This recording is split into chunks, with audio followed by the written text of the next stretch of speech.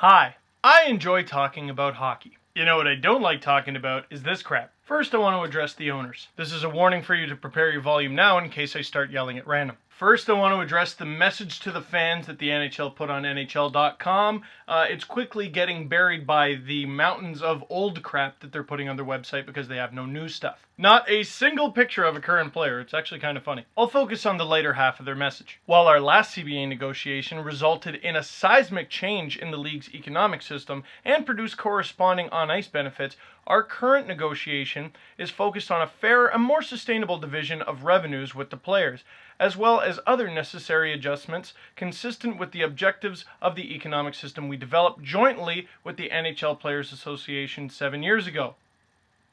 Those adjustments are attainable through sensible, focused negotiation, not through rhetoric. Then meet, idiots! They haven't met since they posted that stupid thing, and they haven't met since the beginning of the lockout. What part of that is sensible negotiation? But Bill Daly was on the fan, talking about what's going on. And that's great. That's wonderful. And the NHLPA made a nice video talking about, gosh gee willikers, we just want to get back on the ice, and they had a really nice camera. I was impressed. If you actually cared, you would talk to each other like adults, but you're not. Since becoming an adult, I've discovered the main difference between adults and children is height. And another thing, while Gary Bettman is such an easy target, he really shouldn't be the main focus of this thing. I direct you to this brilliant tweet right here. From Nick Kotsanika, I hope I didn't butcher your name, buddy, I'm sorry, I follow you though.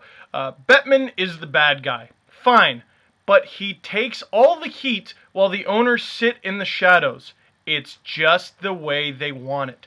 Gary Bettman is not the bad guy here. He's just the face of the bad guys. The completely and utterly socially inept, emotionless face of the bad guys, but just the face. Meanwhile, I'm willing to bet most fans couldn't even name the owner of the team that they cheer for. And who cares if they do or don't? I don't watch the Oilers because of Daryl Katz. I watch because Eberle Hall and Nugent Hopkins are sick. The rest of the team is but those ones are sick. And as long as we're talking about meaningful negotiation and not having rhetoric, I haven't seen Gary Bettman have a human conversation yet. And how about we look at Donald Fear for a second? Stop trying to win the PR battle. You won. Stop. I wish these guys would lock themselves in a building with a little negotiation room in the middle, and they march on in there with their papers and whatever, and they have a little negotiation session, and then they disagree, and they scurry off to their own little rooms and bust out the calculators and do some number crunching, come back and do that over and over again until they come up with a solution to this stupid situation. That's how the majority of society operates, not this robotic,